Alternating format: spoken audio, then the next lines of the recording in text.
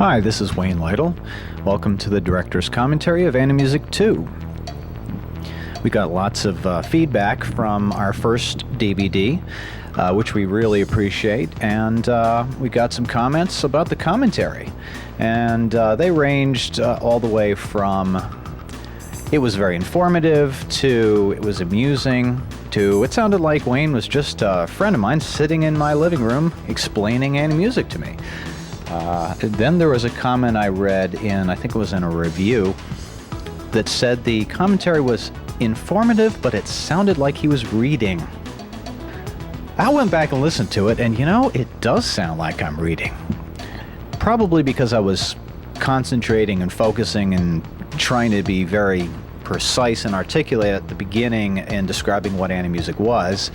I was probably in the same mode that I'm in when I'm giving a talk at a conference or something, and so it really didn't sound like I was reading, I have to admit. But anyway, I just wanted to get that cleared up front before I even really get going on the director's commentary. That do you have page 2? Yes, okay. That I am not reading this director's commentary. Well, good thing we got that all cleared up. I just remembered another a comment we got on the commentary from a kid. Actually, this comment came in directly through their mom, and the comment was, "Mommy, please make the man stop talking."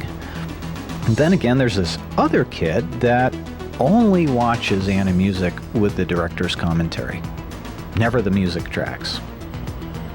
So I guess there's something here for everyone. Well, at least we hope. We tried.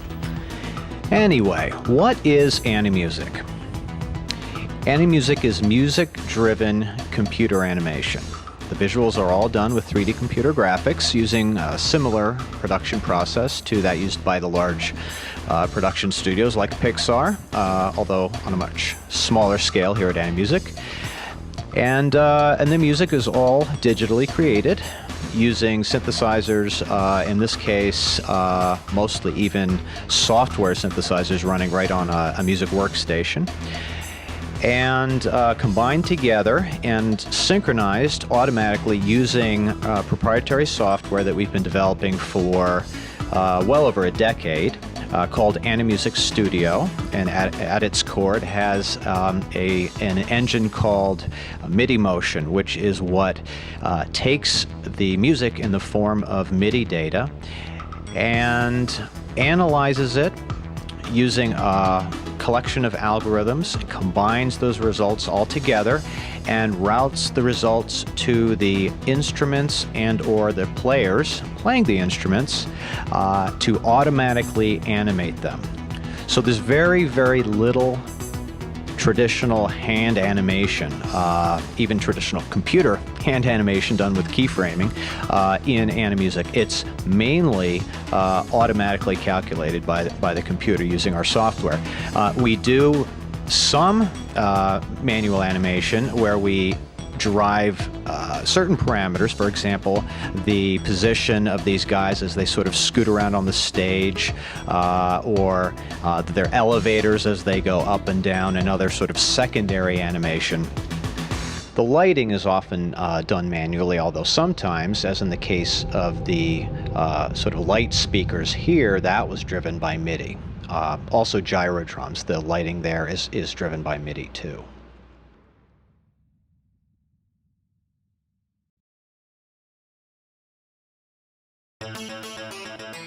Well, here we are in Pogo sticks, and this is the return of one of our instruments from Animusic 1. It was actually, I think, also the second animation, stick figures, and it was, matter of fact, the stick was on the cover of the first one, and a lot of people really loved that instrument, and it's probably one of the simplest of all the instruments, but I think the fact that it has arms and plays with some enthusiasm really somehow people relate to it a little bit more. It's sort of a little bit character-oriented, which is not by any means our specialty. I mean, we're not character animators, and as much as we're huge fans of Pixar and the incredible work they do, We see what we do as being very different, and we sort of steer away from the characters with, you know, ears and eyes and everything. Although, as you can see from the first two animations on Animusic 2, we're moving a little bit in the direction of being somewhat character-like in quality. They still don't, of course, have mouths and talk and sing and stuff like that, and I don't expect they ever will, but there is some amount of human-like qualities to them that I think people can relate to, and makes it a little more fun. They have little personalities and attitudes, and so yeah, that is definitely a lot of fun. So anyway, one of the really cool aspects of the production process this go around for Animusic 2 was that we were able to integrate in a few other people into parts of the process. And for example, here we had Eric Chauvin do the sky for us. Eric is a very, very accomplished background artist. He does matte paintings for all kinds of movie and TV stuff. And he just contacted us one day and said, hey, you need any help doing some backgrounds? And in fact, we did need a couple of backgrounds done. And so it was perfect timing. And he actually went out and shot pictures of a real sky out where he lives, and using some special camera rigging, and then took, I think, something like 8 different images of the sky and sewed them all together in Photoshop to make a panorama of the sky that you see here.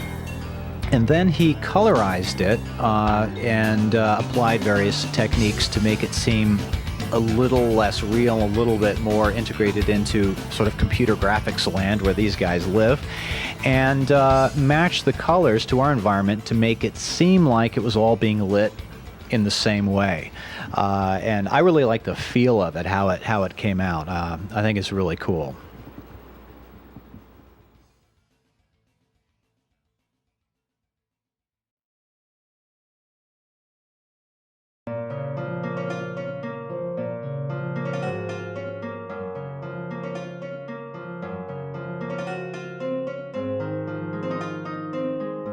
Well, here we are in the acoustic number of the DVD.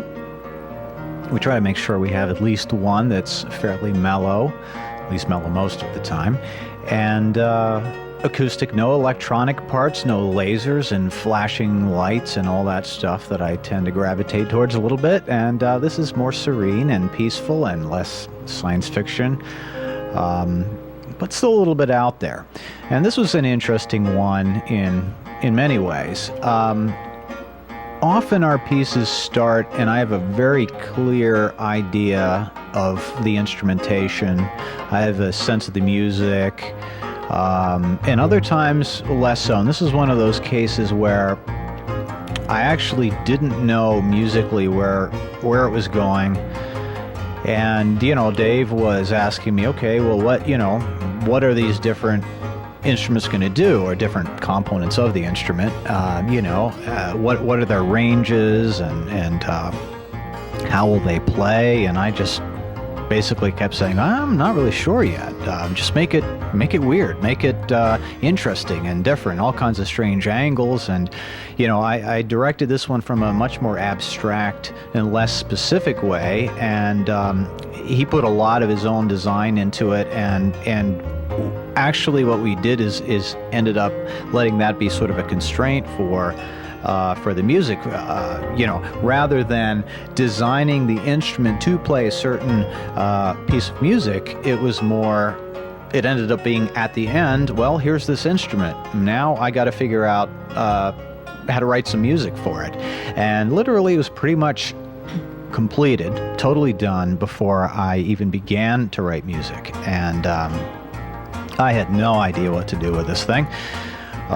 It was the last piece of music that I wrote. It was the last animation that we produced for Animusic 2.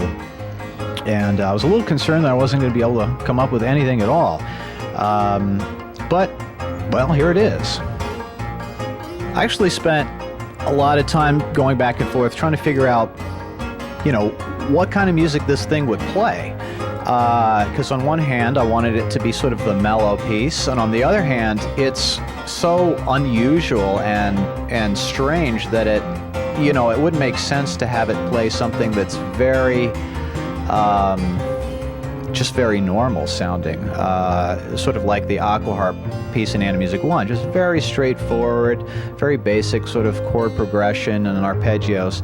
This thing is kind of a little bit wacky, so I decided it had to have some parts, for example this part, that's just a little bit out there, a little bit strange, and yet also have some parts that were very kind of straightforward, mellow arpeggios, melodies and stuff like that. So I tried to sort of blend both together, and then I was worried about, do these different styles of music even go together, and is this the music that this instrument should really be playing? And I can just get myself to a point where I overanalyze and worry about it so much that I get myself all bound up and I can't go anywhere. So eventually I sort of had to just relax and go, okay, this seems to be working itself out. And so anyway, that's the story behind that one.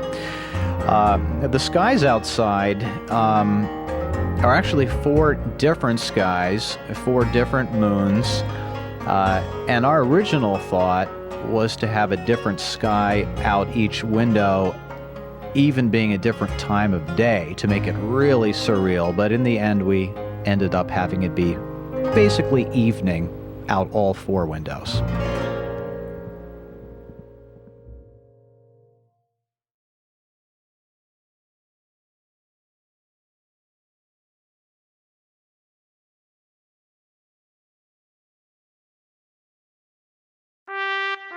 Well, here we are in Cathedral Pictures, and this is the first animation that we've done to a pre-existing piece of music. Many people have asked, could you animate classical music? And actually it turned out that HP approached us to do an animation to roll out a new line of digital projectors. So it needed to be a high definition animation, and they wanted it to be to a known piece of classical music. And I worked with a wonderful person there named David A. Williams, and we went back and forth on various ideas and ended up with excerpts from pictures at an exhibition by Mussorgsky. And it's very recognizable. A lot of people are familiar with the music. Not everybody knows where it came from or what the history behind it was, but HP wanted something that was recognizable, and I'd loved the music, and so that worked out nicely. What not everybody realizes is this music was originally written by Mussorgsky for solo piano, and it's been since arranged also for orchestra, and of course there's a well-known version done by Emerson, Lake and Palmer, one of my favorite bands of all time. And it was with a little bit of fear and trepidation that I approached doing our version of it, because so many people know and love this music, and I didn't want to mess it up too much, realizing that that was a distinct possibility. And also, being as familiar as I was from years ago with ELP's version, I was hoping that that wouldn't sort of be creeping in the back of my head and influence too much the approach that I took to the music here. And so I actually didn't listen to that version at all during the whole production. I hadn't heard it in years, and I still was a little worried that it was going to be too similar in some respects. And when I was done, I went back and I listened to the ELP version, and I was relieved that I didn't end up lifting stuff directly out of there, any of the drum riffs or anything like that. But I'm sure it has some similarities, just the fact that it is integrating in some rock instruments with known classical stuff. So anyway, this was definitely, I'd have to say, the most complex environment that we had put together. It was actually the first production that we worked on for Animusic 2.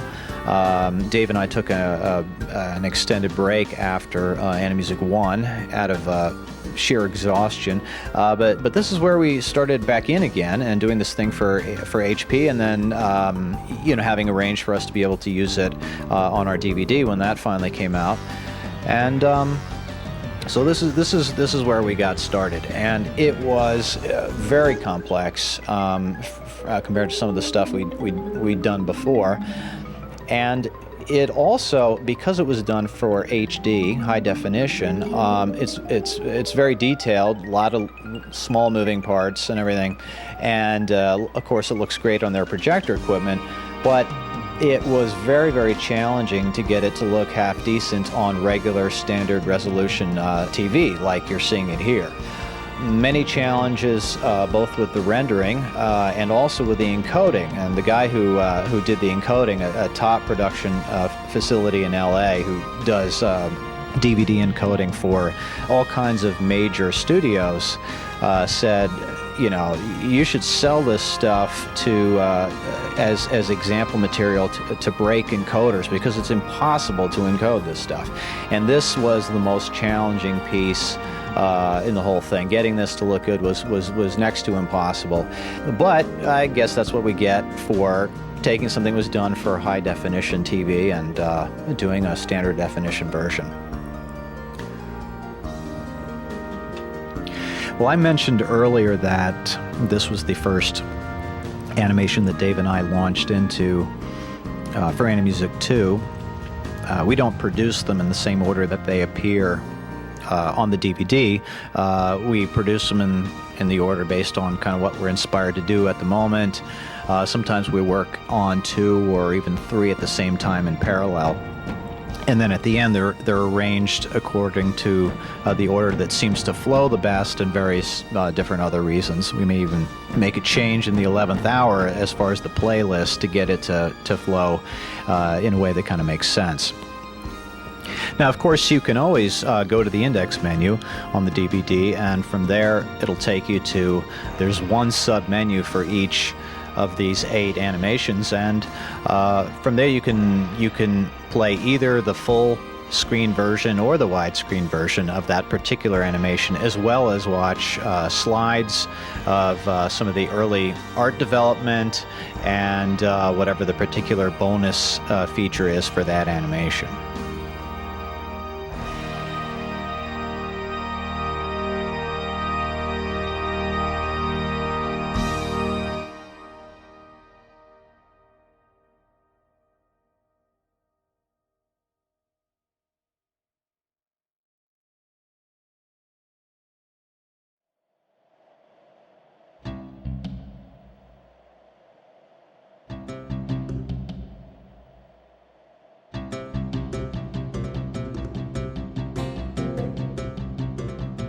Pipe Dream 2. One of the questions that we're asked pretty frequently is if we can just basically take one of these animations and throw some new music at it in the form of a new MIDI file, and if a new animation will automatically be created, which is a very good question. The answer is yes and no. Mostly yes, in the sense that, as I mentioned earlier, almost all of the animation is calculated automatically in software from the music, so that if you pass new music in, it'll animate itself, basically. However, there's still some things that need to be done manually, and in this case, camera moves are probably the main example. Because the music's different, the animation is different, and the instruments are kind of playing different things at different times, the focus point is completely different when you give it a new piece of music. So the cameras are going to be the main thing that are going to be redone. Lighting, maybe to some extent. In this case, Dave reworked the lighting just because we felt like doing it. We wanted to make it a little bit more colorful, a little bit different than last time. So it's the same exact environment as Pipe Dream the first one. But what we did was we aged it a little bit. You can see here on the walls there, it looks like, some dirt and grime, a little bit of oil's been dripping out from these pumps from years of use, and there's a little bit more wear and tear on the, like the marimba notes here, a few more dents in the wall and the floor. So it has a little bit more of a worn look, as well as a little bit more colorful lighting. Like they came in and installed some new lighting rigs with a little bit of more colored gels than the first time. But basically, it's all mainly the same models. There's been a little bit of enhancement of certain parts that you can see, like the part that just went up there. It's a little bit more detailed now because it spends a little more time on screen, so Dave kind of enhanced it a little bit. It's funny, I sort of have mixed feelings about doing a new version of an animation that we've done before, but just with new music. The purist in me feels a little bit like it's cheating or something, that every single animation has to have completely brand new instruments designed from the ground up, all new music, all new everything. And some people have pointed out that that's not necessarily the case. And a matter of fact, people appreciate seeing something that's familiar and that they enjoyed the first time, and getting to see it either reperform or see it from a new angle. And so maybe that's true, and that's actually one of numerous questions I have. I'd love to hear from people. What's your opinion on how much should be completely new? How much should obviously it takes a lot more time to make things that are brand new, and it's a lot more fun as well, but it takes longer, it's more expensive, and people like seeing stuff they've seen before. So I'd love to get your opinion on that, as well as the bonus material. How important is that to our audience out there?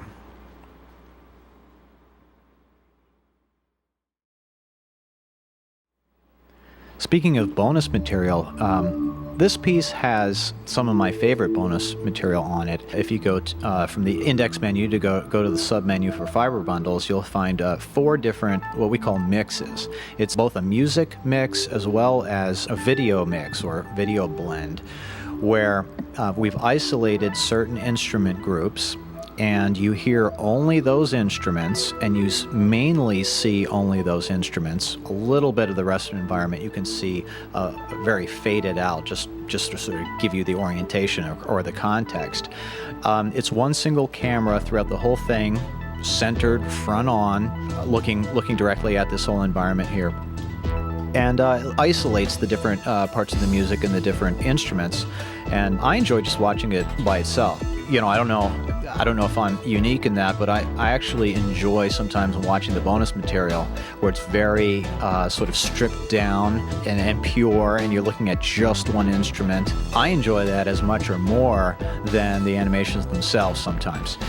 But again, I don't know how much people even watch the bonus material. We don't hear as much feedback nearly about the bonus material as the main animations, and I'd love to hear people's feedback as far as, how important is the bonus material to you, and what are the ones that you enjoy the most. I know set construction seems to be pretty popular, especially with kids, and a couple of the pieces on this DVD have set construction shorts. I guess the pictures and heavy light have some set construction behind the scenes stuff, but we actually didn't do set construction for every single piece this time as we did with Animusic 1. Instead, we decided to have different bonus material for different of the animations. So for example, the first one, Starship, it's a 3-camera multiple angle bonus material. So you actually go through the whole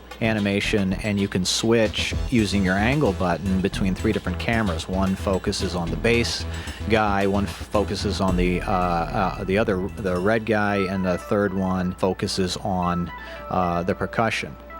And actually, nobody's really sure that that's a guy. Some people refer to the red guy in Starship as she, and maybe it is. I'm not even entirely sure. But anyway, the bonus material, there's all kinds of different stuff for different pieces, so make sure you go to the index menu and go down a level and see what all is there. We spent a bunch of time doing it, maybe too much time, but anyway, maybe we spent too much time on this whole thing, and I do apologize for how long this has taken. I know a lot of people have been waiting and asking when is it going to be ready, and it took a lot longer than we originally had planned for numerous reasons, one of which is the fact that at a certain point we decided to do both full screen and widescreen versions of all the animations. Originally, we had planned on doing only widescreen, and we began all the animations with just a widescreen version. But when you play back widescreen material, especially field rendered as ours is, on a regular standard def 4:3 aspect ratio TV, and your DVD player is letterboxing it, so you get the black at the top and the bottom, it actually doesn't give as pure a picture. Slightly fuzzy, slightly blurred, not as focused looking as if you play back a full screen version. So we decided, we thought about this for quite a while, and we said, let's go ahead and make a full screen and a widescreen version. The cameras are slightly different.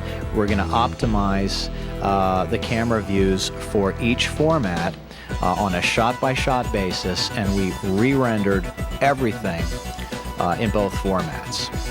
We realized that's a little unusual and not the most efficient way to produce something, but hopefully in the end it gave the best results. This is probably my favorite animation on Animusic 2, at least one of a couple, both visually and musically. I think Dave did a great job on the model. It's very organic and alien looking, and yet still friendly and happy. And true confessions time, I've played all three Ratchet and Clank video games more than anyone probably should, and I love the music in those games, and it's probably had a little bit of influence over this piece.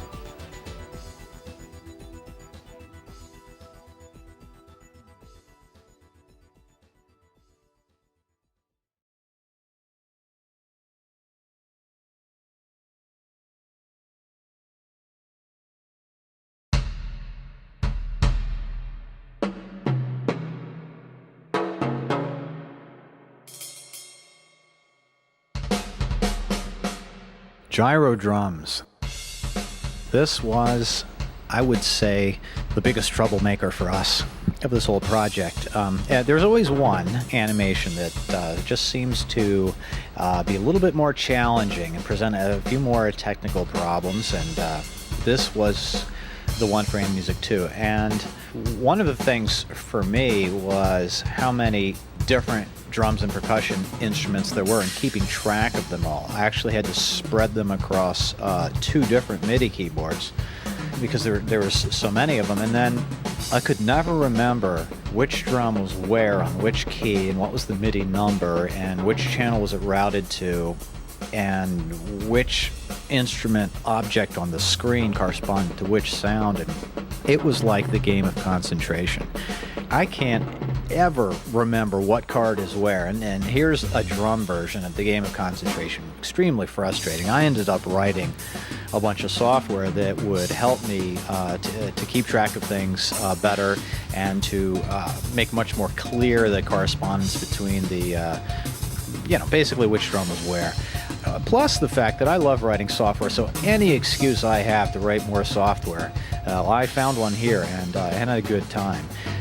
This started out, as many things do, sort of with a more simple initial vision, and it grew much in the same way that this contraption here is growing over time with more and more components being added to it. That's sort of how it went with the animation. We started with a more simple kind of vision, and then kind of kept adding to it. So we could add this on, and we could have more of this, and then this could attach here, and it just kept growing and growing.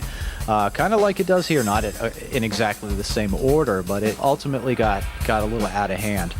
But it was a lot of fun to see it come together.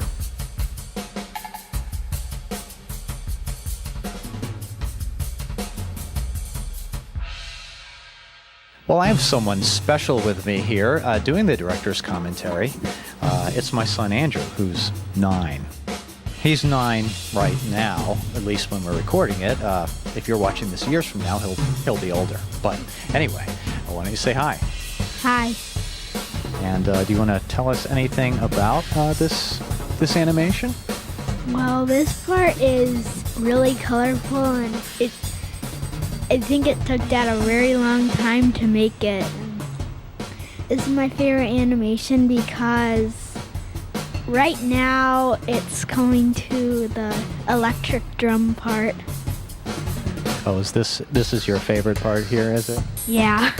Oh, what do you like about this part? I just like the electric drums, the sound they make and all. Well, thanks for your comments, Andrew.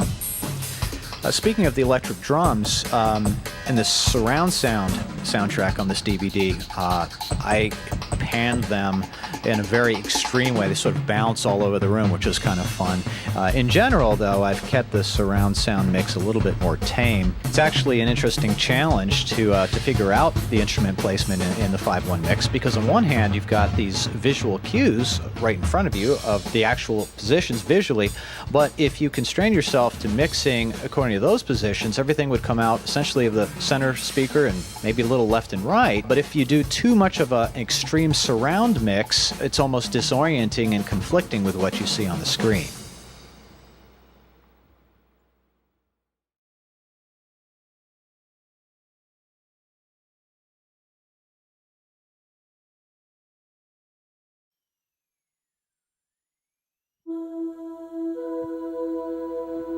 Well, here we are in Heavy Light, the last piece of the DVD. And this is one of my favorites. Usually if I'm watching this one, I think it's my favorite. And then if I look at fiber bundles, I think that one's my favorite. It's whichever of those two I happen to be watching. And I think personally, I tend to gravitate towards the electronic sounds, light-based animation. Not that I dislike in any way the acoustic stuff or physically based things like Pipe Dream's a lot of fun.